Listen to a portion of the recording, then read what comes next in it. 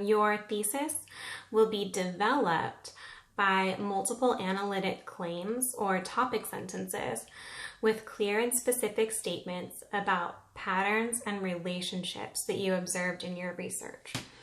So you have your thesis statement in 3 parts, and you develop that thesis by breaking it down into these subtopics, and each subtopic will have an analytic claim that supports and fills in your thesis.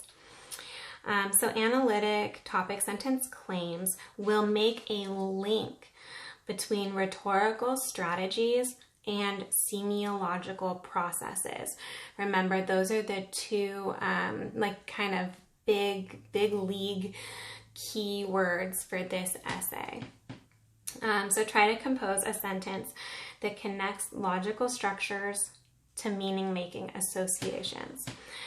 For example, video ads for Domino's and Papa Murphy's contrast their own ready-made meals against traditional home cooking methods to create a mental bond that links fast food to a lifestyle which values convenience and ease.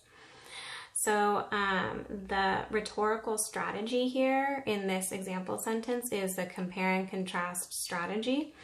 So there's a contrast between the fast food and home cooking, which is seen to be more traditional. And then the semiological process is that mental bond that I'm referring to here. A mental bond that links fast food to a lifestyle that values convenience and ease. So the Domino's and the Papa Murphy's becomes a signifier for convenience, for an easy lifestyle. If you see how we're making those connections, we're looking deeply at the meaning of those advertisements. So that's the most straightforward type of analytic topic sentence claim that you can support by them providing the evidence of those 2 advertisements and then describing and interpreting the contrast that is being depicted and then linking that to those deeper values like convenience and modern lifestyle. But there are 2 other options that you can also use for making an analytic topic sentence claim.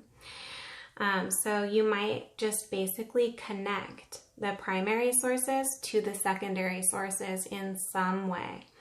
So you can present a group of primary sources as an example or an illustration of something said by De Saussure, Welby, or Fowles. So, De Saussure talks about the change over time and the shifting bond of the signifier and the signified. So maybe you could have a paragraph that shows 3 advertisements that are 10 or 15 years apart from one another and discuss the mutability of that sign in relation to the community of speakers and the historical context. Or you can present a group of primary sources as a way to refute or challenge a claim made by a secondary source. So if you notice in Fowles's 15 basic appeals, maybe you find an appeal in there that you disagree with, or you think he's not really accurately representing advertisements as they are today, 11 years after he wrote the article. So you can say, hey, Jib Fowles says this is how advertisements work. However, if you look at my evidence, you can see that that's not the case. So you can either use your primary sources as a way to illustrate something that those secondary sources have said, or you can use it as a way to refute or challenge something that those secondary sources have said. But the primary topic sentence claim that you should try is something where you're making an original connection between these sources and this meaning.